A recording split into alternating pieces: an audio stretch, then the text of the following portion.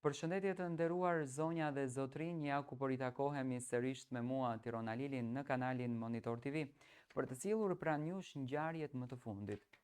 Ore hajdutët do bënin namin, se si është vënë një fat i zi kësaj Franceskës, jo doli lajmi që u dogj banesa, po de lajmi që po i futen hajdutët, nuk e di si kur ka kaluar një mace zez në jetën e kësaj dhe po ja bën të gjitha këto dëmet në jetë, po ja bën dëmet në shtëpi. Unë kam dëgjuar një këngë të Artiolës që thot hall me lek, hall pa lek.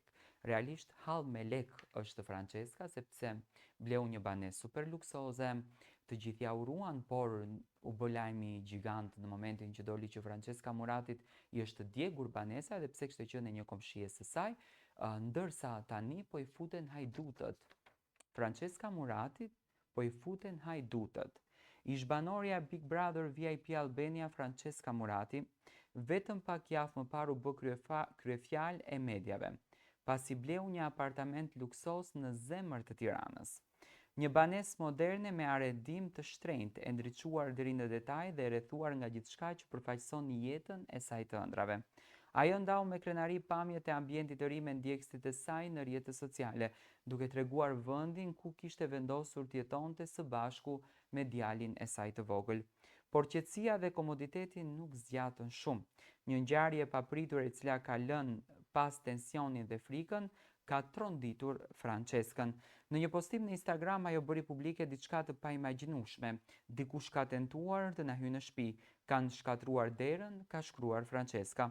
Fotografia që shoqëroi këto fjalë tregonte gjurmët e qarta të një dere të thyer me forcë, një imazh që mjaftoi për të ndezur shqetësimin e ndjekësve të saj.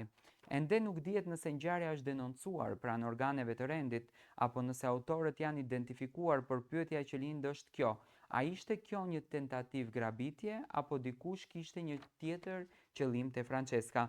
Ndërkohë Francesca dhe djali i saj janë vënë në qendër të vëmendjes nga luksi tek frika, nga ëndra e një shtëpie të re tek pasiguria që ka përreth. Një ngjarje që ka tronditur jo vetëm Franceskën, por edhe mijëra ndjekës që e ndoqën me ankth historinë e saj. Do të thënë Francesca është në siklet shumë të madh, po e përjeton shumë keq këtë gjën. Uroj me zemër që të kalon kjo situatë. Francesca akoma nuk ka dalë me një deklaratë mediatike, por do me thënë vetëm e ka bërë të ditur që hajdutët kanë thyer dhe kanë tentuar që të vjedhin apartamentin mega luks që ka Francesca Murati.